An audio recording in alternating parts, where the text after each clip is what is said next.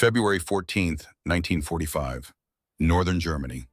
A United States Army sergeant stands at the edge of a decision that will haunt him, define him, and ultimately save 18 lives that the world has already written off as lost. His name is Thomas Harper. He is 28 years old. In 90 minutes, he will break every military regulation in the book. In 4 hours, he will risk court-martial and prison. In 15 years, he will receive a letter from Germany that will make him weep like a child. But right now, at this exact moment, all he hears is crying in the snow. The wind screamed across the frozen wasteland. Not howled, not whistled, screamed like something alive and angry and determined to kill anything foolish enough to be caught in its path. The temperature gauge clipped to Harper's pack read -5 degrees Celsius, cold enough to kill a man in hours, cold enough to freeze exposed skin solid in minutes. Harper pulled his coat tighter. It made no difference. The cold found every gap, every weakness, every square inch of skin it could touch. His fingers had stopped responding 20 minutes ago. When he tried to flex them, they moved like wooden sticks wrapped in leather. Clumsy, barely his, 36 hours. That was how long Sergeant Thomas Harper and his 4-man reconnaissance crew had been stuck in this observation post, watching a road that no one used anymore, waiting for enemy movement that would never come, following orders that made sense on paper but felt meaningless in practice. The orders were simple, crystal clear: watch the road, report enemy movement, do not get involved with civilians. Germany was dying. Everyone knew it. The Third Reich was collapsing like a building whose foundation had rotted from within. Soviet forces pushed from the east, American and British forces from the west. And between them, caught in the jaws of history, were millions of civilians who had nowhere to run and no one to save them. Not our problem. That was the official line. We are soldiers, not babysitters. We have a mission. Stick to the mission. Harper understood the logic. He even agreed with it in principle. You could not win a war if every unit stopped fighting to help refugees. You could not maintain discipline if soldiers abandoned their posts whenever their hearts told them to. But understanding the logic did not make the crying any easier to ignore. At first, Harper thought the wind was playing tricks on him. The human mind does strange things after 36 hours of cold and boredom and too much coffee. It conjures sounds that are not there. It sees movement in shadows. It creates patterns from chaos because patterns make sense and chaos does not. But this sound kept coming back. Faint, distant, but persistent. Children, multiple voices, weak and desperate. The kind of sound that grabbed your heart and squeezed until you could not breathe. Harper turned to Corporal Jackson Miller, crouched beside him behind a snow-covered embankment. Miller was 25, from Boston, tough as concrete and twice as hard. Before the war, he had worked the docks, loading cargo ships in weather that would kill lesser men. 3 months ago, his older brother Daniel had died on the beaches of Normandy, shot in the chest by German machine gun fire, bled out in the sand while medics tried desperately to plug holes that could not be plugged. Miller blamed every German for Daniel's death, soldier or civilian, adult or child. It did not matter. They were all complicit in his mind, all responsible, all guilty. You hear that, Harper asked? Miller tilted his head, listening. His expression did not change. Hear what Sarge just whined. Harper strained his ears. For a moment there was nothing, just the howl of Arctic air over frozen ground. Then it came again, clearer this time. Crying, definitely crying, that Harper said quietly. You hear that? Miller listened again. His jaw tightened. Yeah, I hear it. The two men looked at each other. A conversation passed between them without words. They both knew what that sound meant. They both knew what finding the source would require. They both knew what the regulations said about getting involved with civilians. And they both knew that some sounds once heard cannot be unheard. Harper made a choice in that moment. Not a conscious decision, not a careful weighing of options, just a choice. The kind that comes from somewhere deeper than logic or training or fear of consequences. I'm going to check it out, he said. Miller's response was immediate and sharp. Sarge, we cannot leave our position. Orders are orders. We are supposed to stay here until 0600 tomorrow. That is another 14 hours. I know what the orders are. then you know we cannot just abandon our post because we heard something that might be kids crying, might be a trap. Germans are desperate now. Some units are using civilians as bait. Harper had thought of that. The possibility had crossed his mind the second he recognized the sound for what it was. Desperate men do desperate things. Armies collapsing under the weight of inevitable defeat sometimes resort to tactics that would be unthinkable under normal circumstances. But this did not feel like a trap.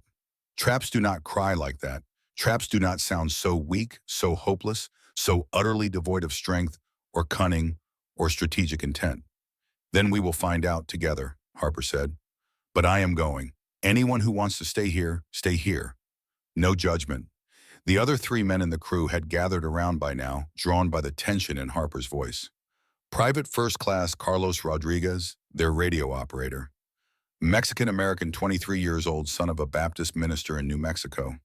Private First Class David Chen, their medic. 19. Chinese-American from San Francisco. Brilliant with medicine, terrible with small talk. Private First Class Marcus Johnson, their driver and heavy lifter. 26. Built like a truck. Former mechanic from Detroit with hands that could fix anything mechanical but struggled to write his own name. All of them looked at Harper with the same conflicted expression. Part of them wanted to help. Part of them knew better. Part of them understood that following a sergeant into potential danger was what soldiers did even when the sergeant was making what felt like the worst decision of his military career. Nobody stayed. That was the thing about soldiers. They complained about everything, questioned every order, cursed their commanders and their missions, and their miserable frozen observation posts in the middle of nowhere Germany. But when it came down to it, when their sergeant said, "We are going into potential danger, and you can stay if you want," they went anyway. Because that was what you did. You stuck together. Even when together meant walking into something that might get you all killed, or court-martialed, or both. The crying grew louder as they moved through the snow. Individual voices became distinguishable. Young voices. Some crying, some calling out in German. Words Harper could not understand, but whose meaning was crystal clear. Help us. Please help us. We are dying. The bombed-out schoolhouse appeared through the falling snow like a broken tooth jutting from diseased gums. 3 walls still standing. The roof collapsed on one side, crushed inward by the weight of explosives or artillery shells, or the simple physics of structural failure. Windows blown out. Glass scattered across snow like diamonds. The front door hung at an angle that defied gravity attached by a single bent hinge. Harper had walked past this building yesterday during their approach to the observation post. He had looked at it the way you look at corpses on a battlefield, with a kind of detached acknowledgement. Another dead thing in a landscape full of dead things. Nothing special, nothing worth a second glance. But the crying was coming from inside, from below, from a basement. Harper pushed through the broken doorway. The interior of the building was somehow even colder than outside. No wind, but no warmth either. Just dead frozen air that had settled into the ruins like stagnant water in a forgotten well. He found the basement stairs at the back of what had once been a classroom. Half of them had collapsed. The other half looked questionable. But they were there. Passable. Barely. Harper descended carefully, testing each step before trusting it with his full weight. Behind him, Miller followed, then Rodriguez, then Chen, then Johnson. 5 American soldiers climbing into a German basement to investigate crying that might be real, or might be a trap, or might be something they could not yet imagine. What Thomas Harper found in that basement would stay with him for the rest of his life. 18 children, huddled together in the far corner like puppies in winter, piled on top of each other in a desperate attempt to share body heat that none of them had enough of. The oldest looked maybe 12. The youngest could not have been more than 3. Their lips were blue. Not figuratively, not kind of blue. Actually blue. The color of a Minnesota winter sky reflected in ice water. The color of oxygen deprivation and circulatory failure, and bodies on the edge of shutting down completely. Their skin was gray, not pale, gray, like concrete, like ash. Like the color you become when there is no longer enough warmth in your blood to reach your extremities. Some of them were not even crying anymore. They just stared with empty eyes that had given up hoping for rescue. Eyes that had accepted death as inevitable. Eyes that belonged to old men in hospice care, not children in a basement. Harper stood frozen for 3 seconds, taking it in, processing what he was seeing, calculating what it meant. They had been down here for at least 48 hours, maybe longer. The evidence was everywhere. Empty tins that had once contained food now scraped clean. Snow that had been brought inside and allowed to melt for drinking water, leaving puddles that had refrozen into ice. Dark stains in one corner that Harper did not want to think about but understood immediately. These children had been abandoned. Their parents had put them here for shelter and then disappeared. Dead probably. Killed in the bombing that had destroyed this town 3 days ago, or fled in panic and unable to return, or captured, or scattered, or any of 1,000 other fates that befell civilians caught in the path of collapsing empires. And these 18 children had waited, huddled together, trying to stay warm, trying to stay alive, hoping someone would come, but no one had come, until now. When the children saw the American soldiers, several of them screamed. Not loud screams. They did not have the energy for loud, just weak, terrified sounds. These were enemy soldiers. Soldiers who bombed their cities and killed their fathers. Soldiers who represented everything they had been taught to fear. For a moment, nobody moved. 5 soldiers and 18 children staring at each other across a basement that smelled of cold and urine and despair. Then the smallest child, a little girl with blonde hair matted against her scalp, started crying again. Not the hopeless crying from before. Something different. The crying of a child who sees adults and thinks just for a moment that maybe someone will help, that maybe adults can fix things, that maybe the world has not completely abandoned her after all. The girl clutched a teddy bear to her chest. The bear was missing one arm, torn off at the shoulder, stuffing exposed. But she held it like it was the most precious thing in the world, like it was the only piece of her old life that remained. Harper knelt down, slowly, non-threatening, the way you approach a wounded animal.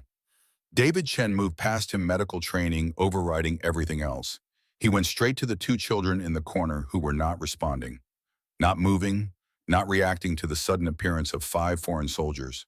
Chen pulled off his gloves, pressed his fingers against the first child's neck. A boy, maybe 12 years old, blonde hair, face that should have been cherubic but was instead drawn and skeletal. The boy's skin felt like ice, literally, like touching frozen meat from a freezer. Sarge Chen called out, his voice tight. This boy. His core temperature has to be around 26 degrees Celsius. Harper understood immediately what that meant. Normal human body temperature is 37 degrees Celsius. This child was 11 degrees below normal. At 25 degrees, your heart stops functioning. Your cells stop metabolizing. Your body gives up. This boy was 1 degree away from death. Chen moved to the second unresponsive child, a girl 10 years old, same gray skin, same blue lips, same terrifying stillness. She is at 28 degrees, Chen reported. Both of them have maybe 90 minutes before cardiac arrest, maybe less. Harper looked around the basement, looked at the 18 faces staring at him, some terrified, some confused, some too far gone to feel anything at all. He thought about his little sister Sarah back home in Iowa, 16 years younger than him. He had practically raised her after their mother died in 1936, changed her diapers, fed her bottles, walked her to school on her first day, taught her how to ride a bike. Sarah was 16 now, nearly grown, but in Harper's mind she was still that little girl who needed protecting, who trusted that her big brother would keep her safe from everything bad in the world. These 18 children in this frozen basement looked at Harper the same way Sarah used to look at him, with that expression that said, "You are an adult. Adults fix things. Please fix this." Thomas Harper made a decision in that frozen basement that would define the rest of his life. He did not think about military protocol, did not think about orders or regulations or what his commanders would say, did not calculate the risks or weigh the consequences or consider his career.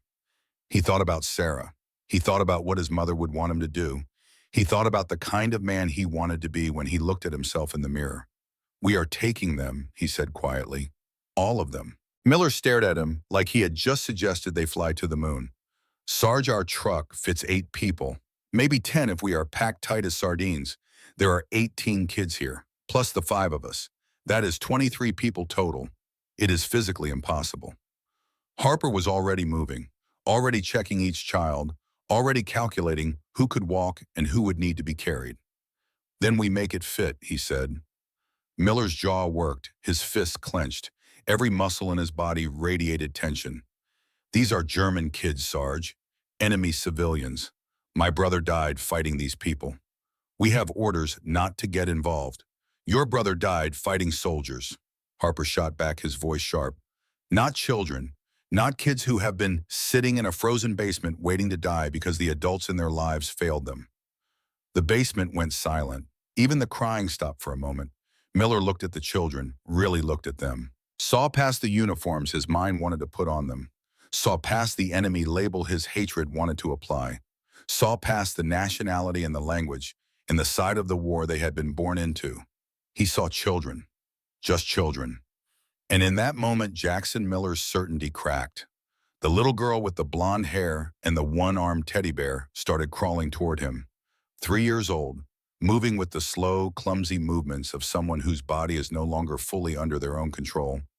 Hypothermia affects motor skills, makes you move like you are drunk, like your limbs belong to someone else. She reached Miller's boots, looked up at him with huge blue eyes, eyes that reminded him of his niece Emma back in Boston. Same age, same blonde curls, same everything.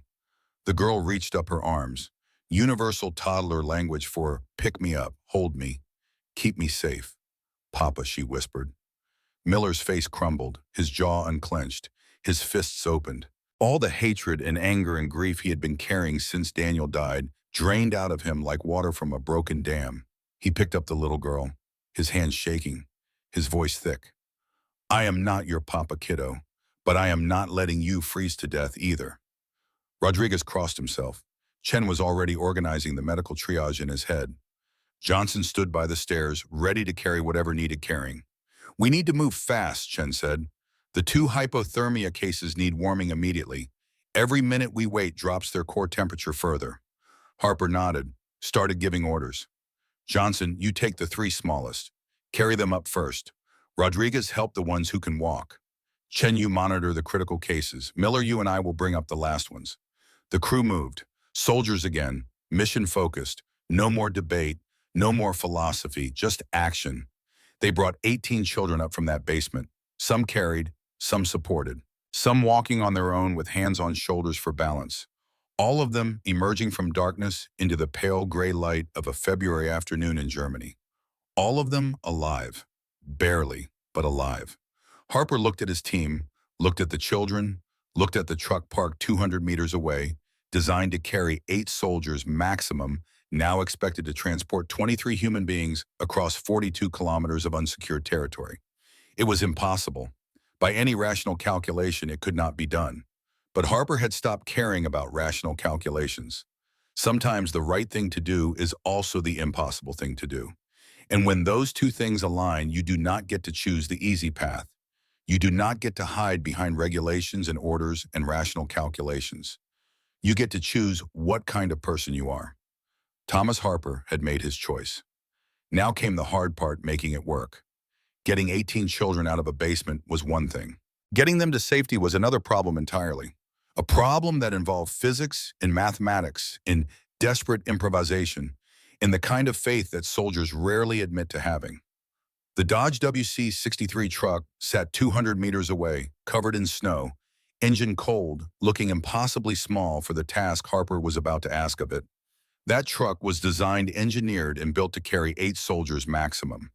10 if you packed them shoulder to shoulder, and nobody complained about personal space. 23 people was not a suggestion. It was not a goal. It was an absolute impossibility written into the laws of physics and vehicle capacity ratings and common sense. But Harper had stopped listening to common sense somewhere between hearing children cry and finding them 1 degree away from death. Johnson reached the truck first, still carrying 3 of the smallest children. He set them down gently in the snow, then yanked open the back gate. The truck bed measured exactly 6 feet wide and 8 feet long, 48 square feet of space. 23 people meant roughly 2 square feet per person, about the size of a bathroom tile, the size of a sheet of plywood. the size of a space that no human being should be expected to occupy for 4 hours in sub-zero temperatures while bouncing over frozen roads. Johnson stared at the truck bed like it was a mathematical equation that refused to balance. "This will not work, Sarge. The numbers do not work." "Make them work," Harper said, his voice flat. "Because those two kids Chen is carrying have maybe 90 minutes before their hearts stop. And every minute we stand here arguing about numbers is a minute we are not driving." Rodriguez appeared with 4 more children supporting them as they shuffled through the snow. Their movements were slow, uncoordinated. Hypothermia affects motor control. Makes your brain send signals that your muscles cannot quite receive, like trying to drive a car with a failing transmission. Chen arrived last carrying the 2 critical cases.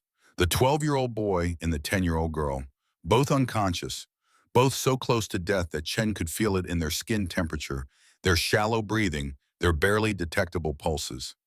He laid them carefully in the snow while Harper made a decision that would either save them or doom them all. "Strip the truck," Harper ordered. "Everything non-essential goes in the snow right now. Ammunition boxes, toolkits, spare fuel, rations, winter gear, all of it. If it is not a weapon, medical supplies, or radio equipment, it goes." The crew moved without question. Soldiers are good at following orders, even insane ones. Especially insane ones. Sanity does not win wars. Insanity does. The willingness to do what rational people consider impossible. Ammunition boxes hit the snow with dull thuds. 4 of them, each weighing 40 pounds. Each representing firepower they might desperately need if they encountered hostile forces. Gone. Toolkits followed. Everything they would need to repair the truck if it broke down in the middle of nowhere. Gone. 5 spare fuel cans, 25 gallons of gasoline that could extend their range by hundreds of kilometers. Gone. Extra rations, winter clothing, spare boots, medical supplies beyond the basic kit. All of it gone into the snow, like offerings to gods who did not care. When they finished, they had maybe doubled their usable space, from 48 square feet to perhaps 70. Still not enough, not even close. Johnson stood back, studying the problem with an engineer's eye. For the war, he had built things, fixed things, solved problems involving weight distribution and load-bearing and structural integrity. This was just another problem, just bigger, just more important, just with human lives as the consequences of failure. "We sit on the side benches," Johnson said, pointing to the metal benches that ran along both walls of the truck bed. "That gives us maybe another 20 square feet of floor space. We put the kids on the floor, pack them tight, layer them if we have to." Harper nodded. "Keep going. The 2 hypothermia cases go against the engine wall. That metal separates the truck bed from the engine compartment. It will get warm. Not warm enough, but better than anywhere else in this truck." "What about rotation?" Chen asked. "We cannot keep kids in one position for 4 hours. Their circulation is already compromised. Staying still will make it worse." Johnson thought for a moment. "Every 15 minutes we rotate. Kids near the warm wall move to the outer edges. Kids from the edges move to the center for body heat. Keep everyone moving. Keep everyone's blood flowing." It sounded insane. It was insane. But it was also the only plan they had. Harper looked at the 18 children standing in the snow. Some were crying. Some had stopped crying because they did not have the energy anymore. Some just stared with the blank expressions of people who have given up trying to understand what is happening to them. One child stepped forward, a boy maybe 8 years old. Dark hair, thin face, eyes that looked older than they should. The boy opened his mouth and spoke, in English, "Please, help us." Every American soldier froze. A German child speaking English was not impossible. Plenty of Germans spoke English. But here in this bombed-out town, in this frozen wasteland, from this starving boy, it felt like a miracle. Or a trap, or something in between. Harper knelt down to the boy's eye level. "What is your name, son?" The boy's voice was shaky but clear. "Friedrich Mueller. People call me Fritz. How do you speak English, Fritz?" "My mother, she was American. Before the war, she married my father and they lived here. She taught me English at home. She said it was important. She said maybe one day it would help me." Harper felt something twist in his chest. Where is your mother now? Fritz's eyes filled with tears. The bombing. 3 days ago, she was bringing food. The building collapsed. She is gone. The boy said it with the flat affect of someone who has already cried all the tears his body can produce, who has moved past grief into something harder and colder and more permanent. Your father, Fritz, shook his head. The war, 2 years ago, I do not know where. Harper put his hand on the boy's shoulder. Fritz, I need you to do something for me. Can you do that? Yes, sir, I need you to translate, to tell the other children what we are doing, to help them understand that we are taking them to doctors. Can you do that? Fritz nodded, his small body straightened. Given a purpose, given a job. Children need jobs, need to feel useful, need to believe they can contribute something even when the world is falling apart around them. Fritz turned to the other 17 children and started speaking in rapid German. His voice carried authority that should not belong to an 8-year-old. But war does that to children, makes them grow up faster than they should, makes them into translators and caregivers and survivors before they have learned to be children. The other kids listened. Some nodded, some looked more confused. One girl, 11 years old with dark hair and intelligent eyes, stepped forward and spoke to Fritz in German. A question. Fritz responded. The girl nodded slowly. She wants to know why you are helping us, Fritz translated. She says we are German. You are the enemy. Why would you help? Harper looked at the girl, really looked at her, saw the intelligence in her eyes, the skepticism, the fear mixed with hope, mixed with confusion. What is her name? Greta. Her father was a teacher, before the war. Harper spoke directly to Greta even though she could not understand his words. He spoke them anyway because tone matters. Because children understand tone even when they do not understand language. Tell Greta that we are helping because you are children. Not German children, not enemy children, just children. And children should not die in the cold because adults failed them, Fritz translated. Greta's eyes widened. She looked at Harper like he was speaking a language she had heard of but never actually believed existed. The language of mercy from enemies. The language of humanity from soldiers. The language of kindness from people who had every reason to hate. Loading the children took 20 minutes. 20 minutes of careful organization and gentle handling, and trying to fit human beings into spaces that human beings were not meant to fit. The two critical cases went in first. The 12-year-old boy and the 10-year-old girl. Chen positioned them directly against the engine wall, lying on their sides, facing each other. He wrapped them in every blanket the crew had left after stripping the truck. The boy's name was Klaus. Fritz told them. The girl's name was Emma, Klaus and Emma. 2 names, 2 children, 2 lives hanging by threads so thin that breathing wrong might snap them. The smallest children went in next, 4 of them under the age of 5, including the blonde girl with the one-armed teddy bear. Miller picked her up, and she wrapped her arms around his neck with surprising strength for someone so cold. What is her name? Miller asked Fritz. Anna. She is 3. Her parents were both killed in the bombing. She was with her aunt. But her aunt put her in the basement with the others and went to find food. She never came back. Miller felt something crack inside his chest.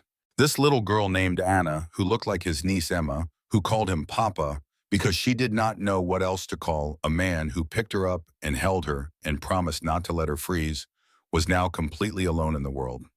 Her only family was a one-armed teddy bear and 5 American soldiers who had no legal right to be helping her and every moral obligation to do so anyway. The older children filled in around the smaller ones. Greta, the teacher's daughter, helped organize them. She spoke quietly to the other kids, telling them where to sit, how to position themselves, which way to face, taking charge because someone had to, and she was smart enough to see what needed doing.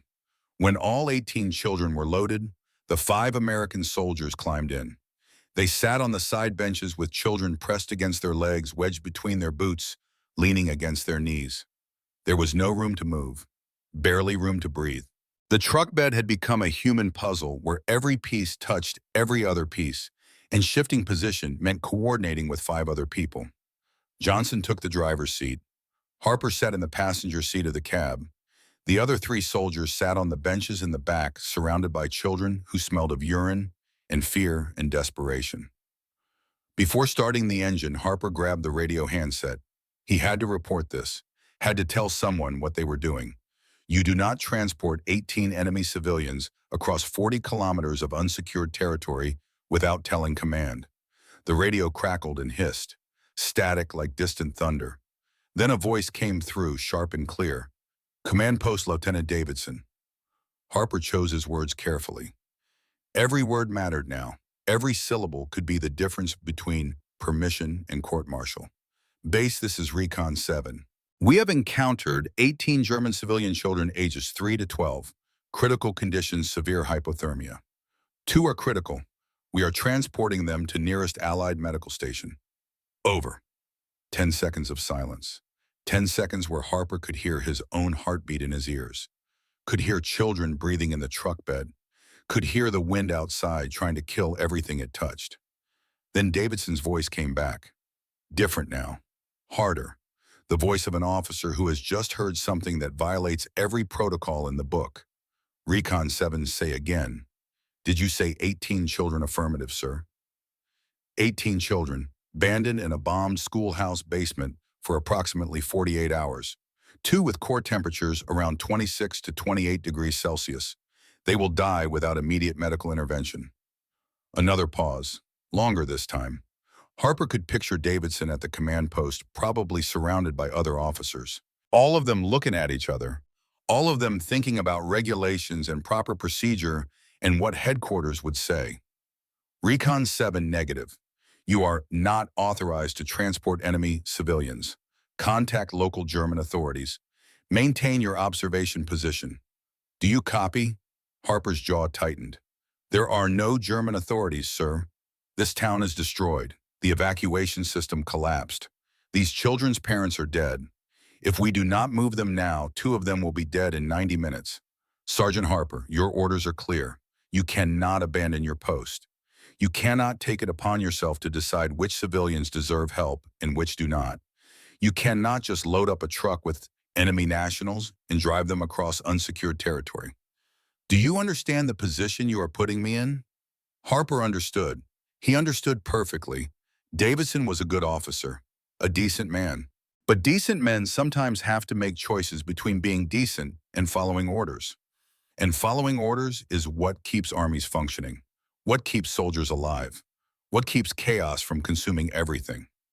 But Harper had seen those 18 faces, had felt Klaus's frozen skin, had heard Anna call Miller Papa, had watched Greta organize children with the competence of an adult 3 times her age.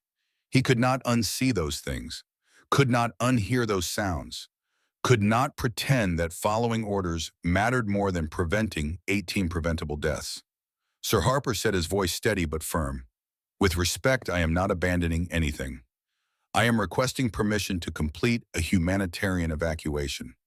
If you deny that permission, I am doing it anyway and accepting whatever consequences follow. The radio went silent, complete silence, not even static, like the universe itself was holding its breath. Because I am looking at 18 children right now, sir, and 2 of them have maybe an hour to live, and I know what is right. 15 seconds passed, longest 15 seconds of Harper's life. When Davidson came back on, his voice had changed, softer, more human. The voice of a man who has just realized that sometimes doing the right thing means breaking the rules and accepting the consequences. Sergeant, the nearest medical station is Field Hospital Baker, 42 kilometers west. Route goes through 3 towns we have not fully secured yet. Potential hostile contact. If you encounter trouble, I cannot send reinforcements. Do you understand? Yes, sir. Then get those kids to safety, Sergeant. I will deal with headquarters. A pause. Then softer, God be with you. Davidson out. Rodriguez crossed himself. Miller closed his eyes for a moment. Chen kept his hand on Klaus's chest, monitoring the boy's heartbeat through the blankets. Harper turned to Johnson. Drive. The engine started with a cough and a rumble. 42 kilometers. 2 degrees below zero outside. 23 people in a truck meant for 8. 2 children dying, 3 towns between them and safety, and 4 hours to make the impossible happen. The first 15 minutes were chaos. Controlled chaos, but chaos nonetheless. Children shifted and cried and asked questions in German that Fritz tried to translate while also being a child who was cold and scared and did not understand why strangers were helping him.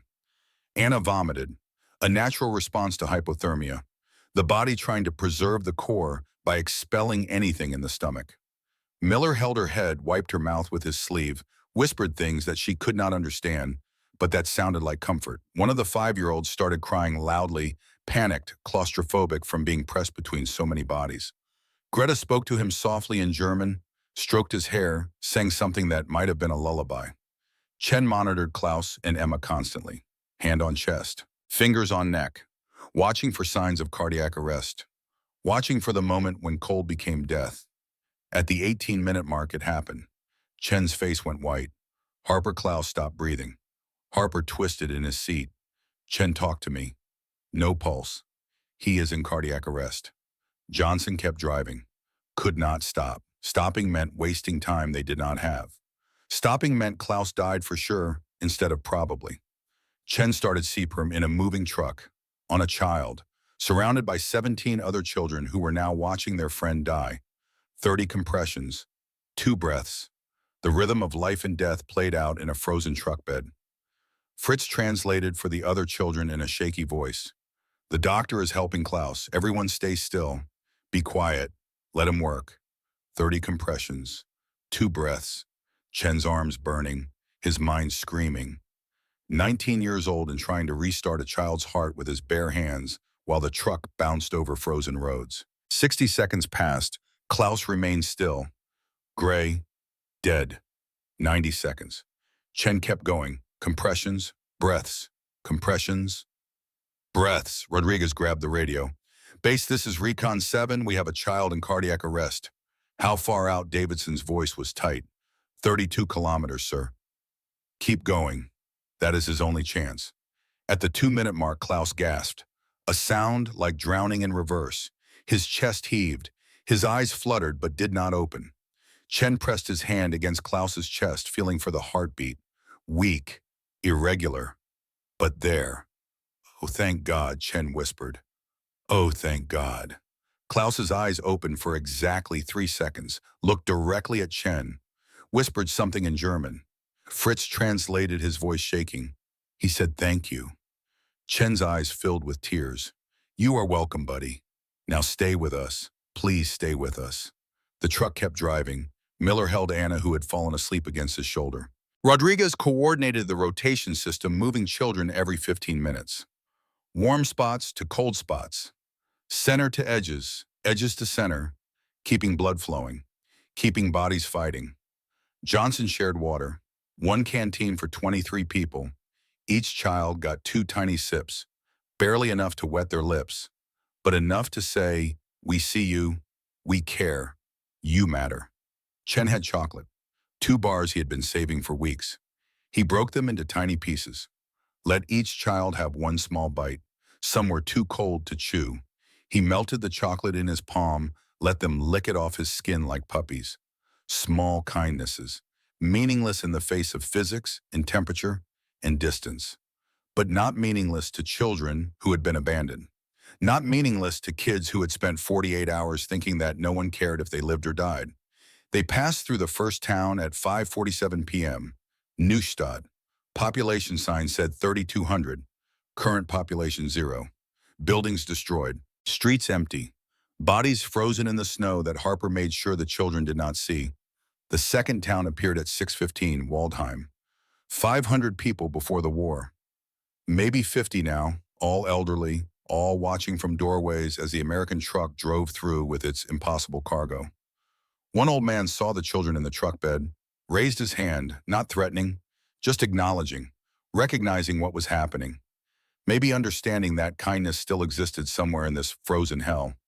He called out in German, God bless you. Fritz translated it later. Several old women made the sign of the cross.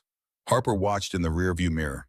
These people were not soldiers, not political, just old Germans who had survived one war and were now dying in another, who had grandchildren somewhere, who maybe recognized what it meant when enemy soldiers saved enemy children.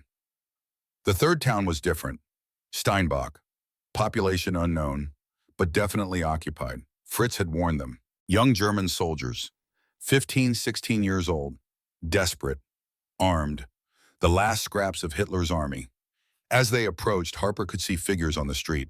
Uniforms, weapons, boys pretending to be men, men pretending to have control over situations that had spiraled beyond anyone's control weeks ago. Harper slowed to 15 kilometers per hour, hands visible on the steering wheel. Non-threatening but not submissive. Miller and Rodriguez had weapons ready but not raised, just ready. Fingers near triggers, eyes scanning. A German boy soldier, maybe 16, stepped into the middle of the road, raised his hand, the universal gesture for halt. Stop. Submit to inspection. Harper stopped the truck. For 3 seconds, nobody moved. Nobody breathed. 23 people in a truck facing 12 boys with guns. Boys who were scared and angry and desperate and capable of doing terrible things without meaning to. The boy soldier approached, his rifle shaking in his hands. Not from cold, from fear. He looked into the truck bed, saw 18 children packed like refugees, saw American soldiers sitting among them, not guarding, protecting. His expression changed, confusion replaced anger. His rifle lowered slightly. Then Greta stood up, the 11-year-old girl with dark hair and intelligent eyes, weak from cold, barely able to balance, but standing because sometimes standing is the only option left. She called out in German, her voice carried across the frozen street, carried weight that should not belong to a child. Fritz would translate later, would tell the Americans what she said, but in that moment her meaning was clear even without translation. We are children. These soldiers saved us. Do not hurt them. The German boy soldier stared at her, at the children, at Klaus lying against the engine wall, at Anna sleeping against Miller's shoulder, at Chen's hand still on Klaus's chest, monitoring his heartbeat. At this impossible, beautiful, insane act of humanity happening in the middle of a war. His commander approached, 17 years old, officer insignia on a uniform too big for his frame. He looked at the scene with eyes that had seen too much and understood too little. But he understood this. The commander stepped back, lowered his pistol, spoke in broken English. Go. Schnell. Fast. Before others come. He waved them through. Harper drove, slowly, expecting bullets that never came. 1 kilometer past town, Rodriguez whispered, "What just happened?" Miller's voice was quiet. Humanity happened. Some lines even war cannot erase. But Klaus's temperature kept dropping, and they still had 20 kilometers to go, and Chen did not know if he could bring the boy back a second time. The race was not over. It was just beginning. 7:12 p.m., 18 kilometers from salvation. Klaus Weber's heart stopped for the second time. Chen felt it happen. Not through pulse or breathing or any of the normal medical indicators. He felt it in the way Klaus's body went completely still. The way a candle flame stops flickering when the oxygen runs out. The way life becomes absence in the space between one heartbeat and the next that never comes. No, Chen whispered. No, no, no. Not again. His hands moved automatically. Training overriding panic. 30 compressions, 2 breaths. The rhythm that every medic knows. The rhythm that sometimes brings people back and sometimes just delays the inevitable. Harper twisted in his seat. Chen status, cardiac arrest. Second time, his core temp is too low. His body is giving up. Johnson pressed the accelerator harder. 70 kilometers per hour on roads that were designed for 40. Roads covered in ice and snow, and the frozen corpses of a civilization that had collapsed. The truck shuddered, skidded slightly, held. Miller held Anna tighter, as if protecting her from the reality of death happening 3 meters away. Rodriguez coordinated moving the other children, creating space for Chen to work, keeping them calm even as they watched Klaus die in front of them. Greta spoke softly in German, explaining something to the younger ones. Fritz helped his 8-year-old voice steady despite tears streaming down his face, making the incomprehensible somehow bearable for children who had already seen too much death. Chen kept going, compressions, breaths, compressions, breaths, his arms screaming, his mind fracturing into 2 parts. One part doing the work, the other part calculating odds and realizing that Klaus had been without circulation for over a minute now, and every second increased the chance of brain damage even if they got him back. "Come on, kid," Chen said through gritted teeth. "Come on, you are 12 years old. You have not even had a chance to live yet. Do not you dare give up. Do not you dare. 2 minutes. Klaus remained gray. Still. Gone. Harper grabbed the radio. Base child in cardiac arrest for second time. How far to hospital Baker 18 clicks. Sergeant, maybe 20 minutes at current speed. Too long, Chen called out.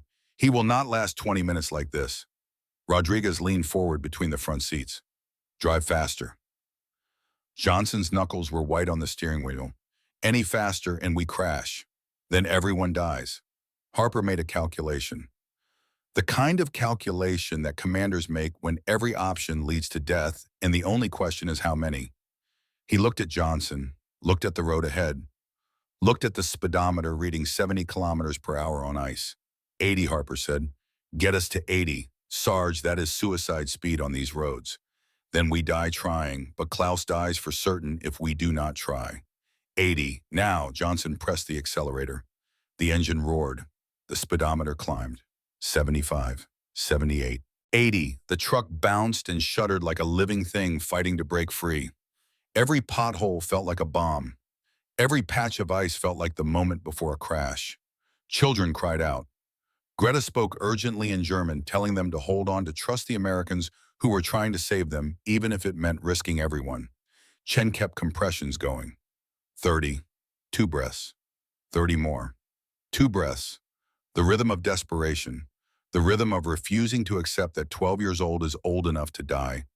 At the 3-minute mark, lights appeared ahead. Not distant lights, close lights, bright lights. The lights of Field Hospital Baker rising from the frozen landscape like a beacon. Like salvation. Like the finish line of a race against death that they were losing but had not lost yet. Johnson did not slow down. Drove straight toward the hospital at 80 kilometers per hour, while Chen kept working on a child who had been dead for 3 minutes. 3 minutes without oxygen. 3 minutes without circulation. 3 minutes where brain cells die and organs fail and the line between mostly dead and completely dead blurs into something medical science struggles to define. The truck skidded into the hospital compound. Johnson slammed the brakes. The truck fishtailed, stopped. Chen kept compressions going even as the truck stopped moving. Even as British doctors rushed out, even as someone tried to pull him away and he snarled at them to get back because Klaus was his patient and he was not giving up. A British doctor, older gray hair, steady hands appeared beside Chen, spoke with the authority of someone who he has seen death 1,000 times and still fights it anyway. I have him, son. Let me take over. Chen kept going, could not stop, could not let go. The doctor put his hand on Chen's shoulder. Firm but gentle. Son, you have been doing compressions for 3 minutes straight. Your arms are exhausted. Let me help him. You brought him this far. Now let me finish. Chen's hands finally stopped. He sagged back, tears streaming, watching as the British doctor took over compressions while 2 nurses lifted Klaus from the truck and rushed him toward the surgical tent. The doctor kept working as they moved. Compressions while running. Not stopping. Not accepting death. Not yet.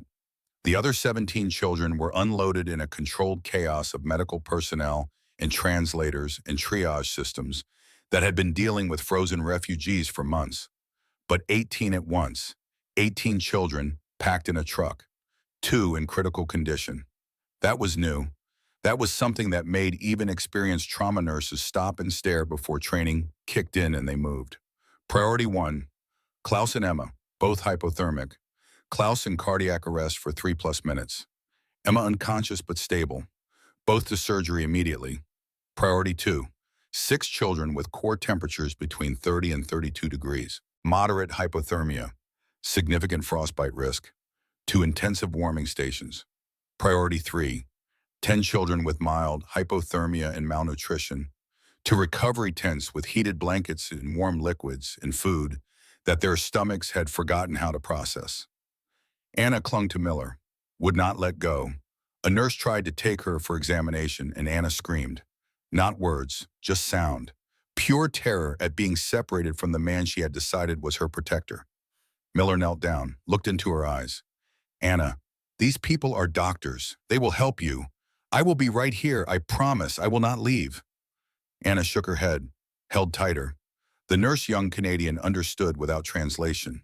Sir, you can come with us. Just hold her while we examine her. Miller carried Anna into the examination tent, sat on a stool while nurses checked her temperature, her circulation, her fingers and toes for frostbite damage. Anna sat on his lap the entire time, face buried in his uniform, one hand clutching her one-armed teddy bear, the other clutching Miller's sleeve.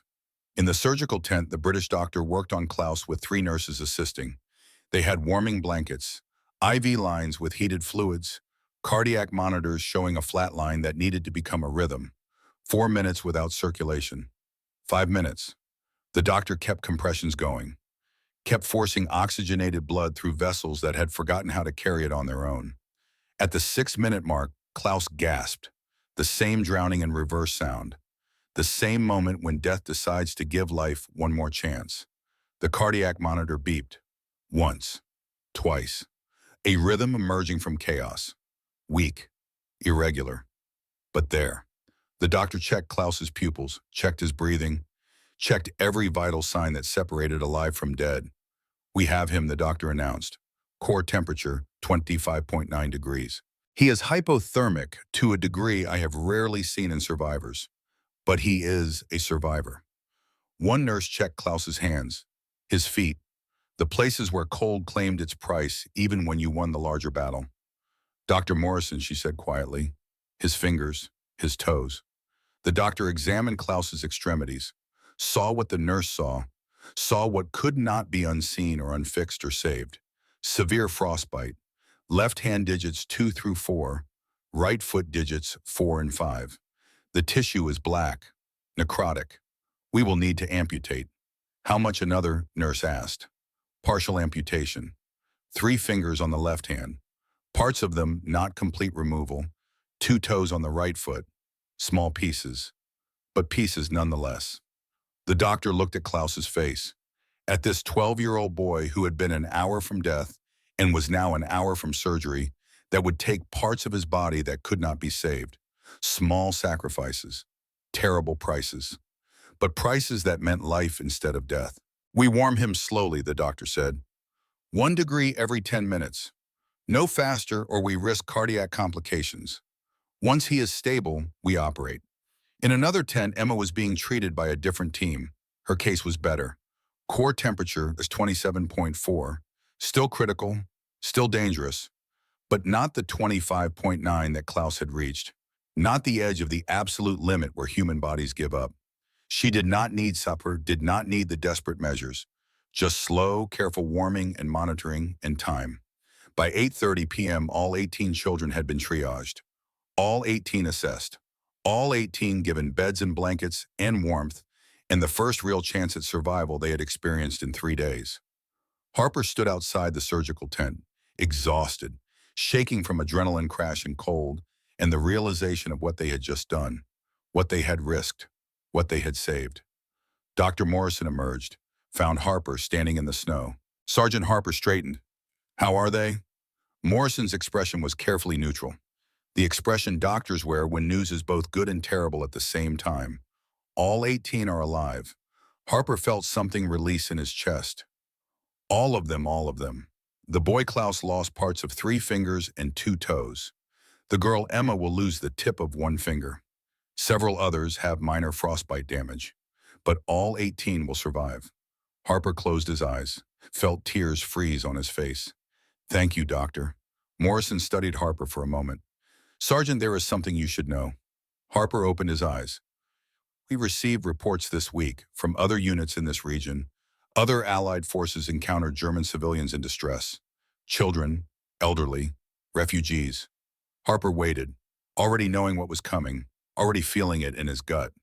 They followed protocol, contacted authorities, waited for proper channels. While they waited, people died. Approximately 200 civilians, mostly children and elderly, froze to death, starved, died waiting for help that never came. Harper felt sick. 200. Yes, your 18 are alive because you did not wait, because you broke the rules. Morrison paused, then continued, his voice lower. But you should also know, military police are here. They want to speak with you. There is going to be an inquiry. Of course there was. Harper had known that from the moment he made the decision. had known that saving 18 children would come with a price. Maybe court-martial, maybe prison, maybe dishonorable discharge that would follow him the rest of his life. But 18 children were alive, and 200 were dead, and Harper knew which side of that equation he wanted to be on. Before Harper could respond, two military police officers approached.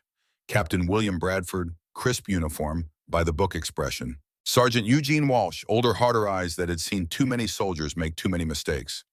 Sergeant Thomas Harper Bradford asked, "That is me. You are to come with us. There is an inquiry. Questions about your conduct during this operation." Harper nodded, understood. "Can I see the children first?" Bradford's expression did not change. "Negative. You are confined to base pending investigation. Your team as well." Miller appeared from the examination tent, still carrying Anna, who had fallen asleep against his shoulder. Rodriguez and Johnson emerged from another tent where they had been helping settle children. Chen came last, his hands still shaking from 3 minutes of CPR that had brought a child back from death.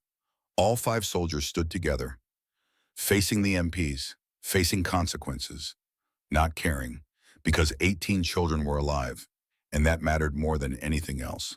The inquiry took place in a freezing tent with 3 officers behind a folding table and 1 sergeant standing at attention in front of them.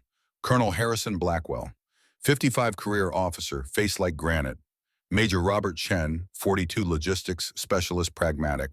Captain Bradford, 35 idealistic, about rules in a way that only people who have never had to break them can be. The charges were read: abandoning observation posts, transporting enemy civilians, endangering crew, unauthorized use of resources, each violation serious, combined potentially career-ending. Sergeant Harper Blackwell began. "Do you understand the severity of these charges?" "Yes, sir. You left your post. You transported German civilians against direct orders.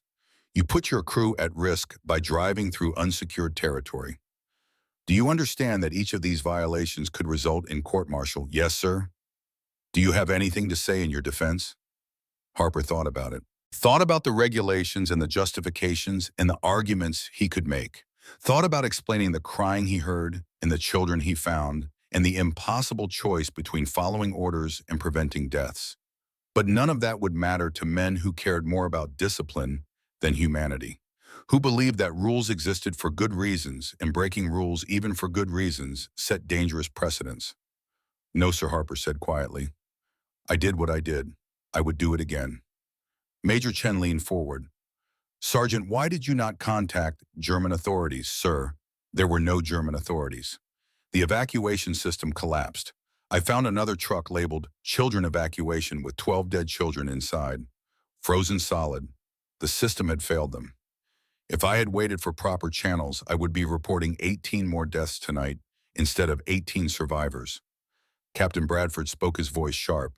"But you abandoned your observation post. What if enemy forces use that window to move troops? What if your absence compromised the entire sector?" Miller, standing in the back of the tent with the other 4 crew members, could not stay silent. "Sir, permission to speak." "Denied," Blackwell snapped. "We are questioning Sergeant Harper, not you." "With respect, sir." "No," Miller said, stepping forward. "You want to court-martial us, fine. But you will have to explain to every newspaper in America why the United States Army punishes soldiers for saving children." "Good luck with that." Corporal Miller, sit down. Miller did not sit down. "Sir, I lost my brother at Normandy. German machine gun killed him. I had every reason to hate German civilians, to leave those kids in that basement. But you know what I found when I looked at them? Not enemies, not Germans, just children. And if hating children is what military discipline requires, then maybe military discipline is wrong." The tent went silent. Even Blackwell seemed uncertain how to respond. Because Miller was right. The optics of punishing soldiers for saving children were catastrophic.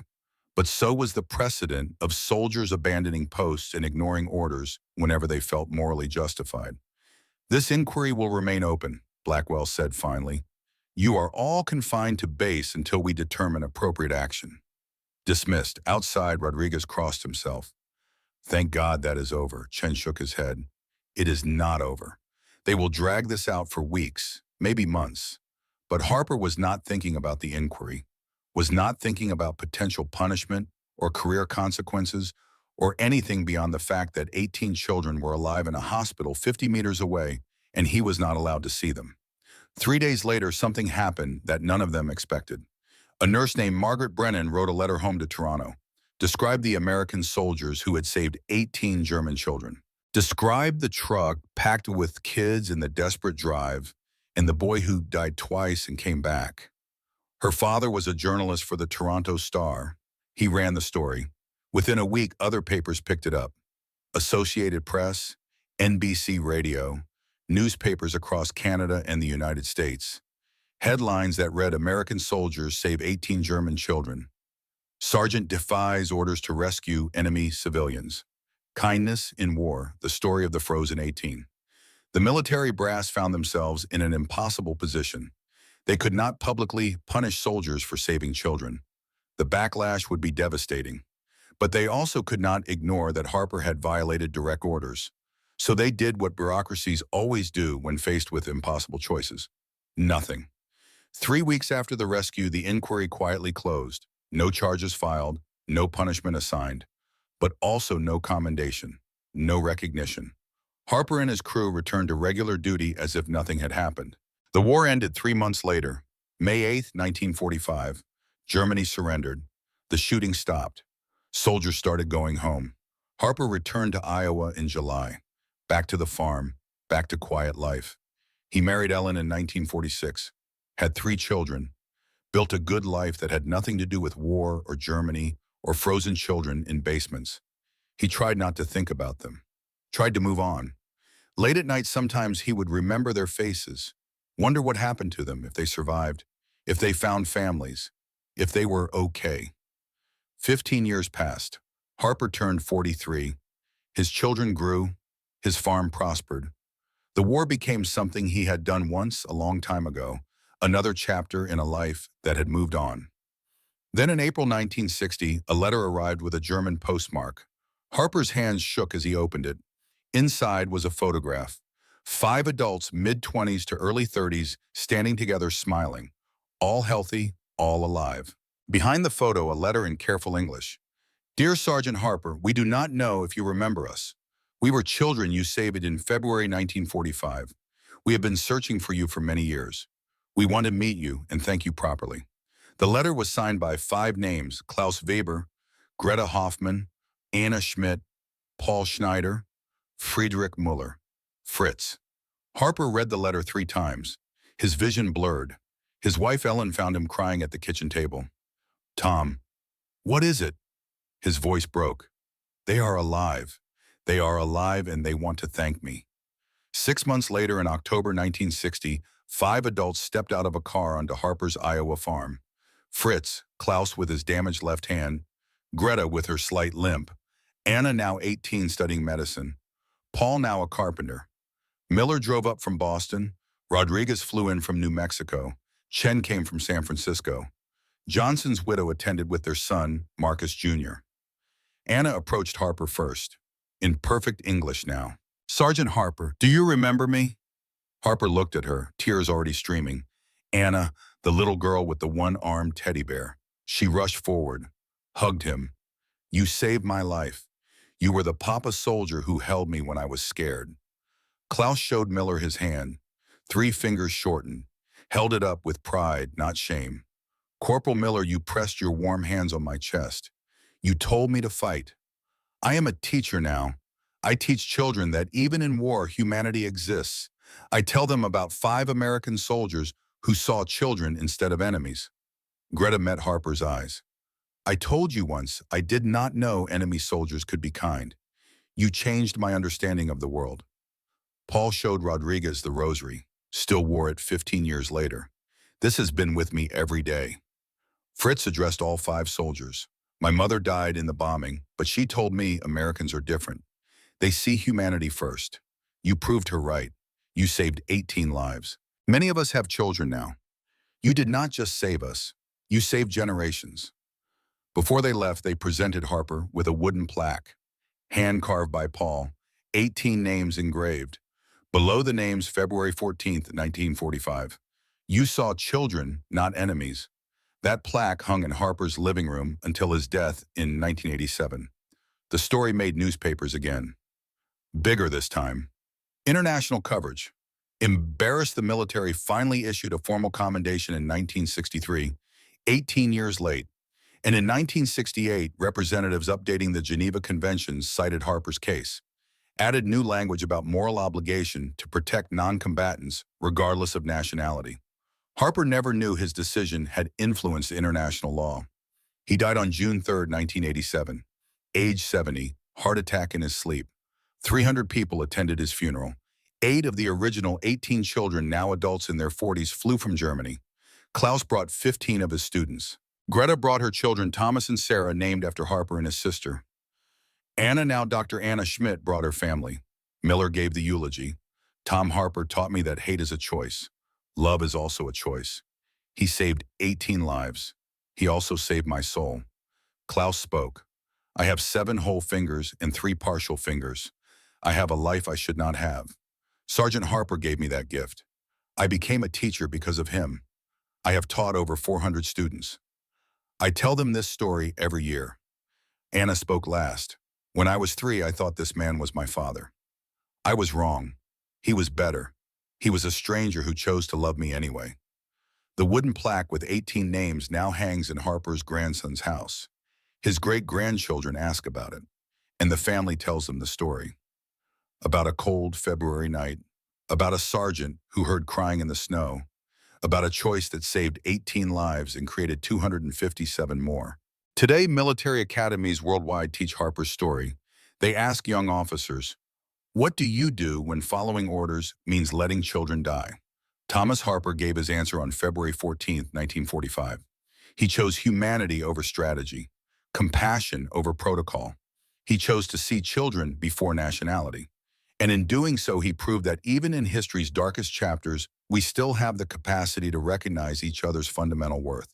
We still have the capacity to choose kindness when kindness is the hardest possible choice. 6 of the original 18 are still alive today. Klaus Weber turned 97 last month. Still sharp, still tells the story. Anna Schmidt is 83, still practicing medicine. They remember, because some moments are too important to forget. Some choices echo too loudly through time. Some acts of kindness shine too brightly against the darkness. The spirit of Thomas Harper, the spirit that saved those 18 children, lives in all of us. We just have to choose to let it out, because some things matter more than orders. Some things are worth breaking the rules for. 18 children knew that in 1945. Do you?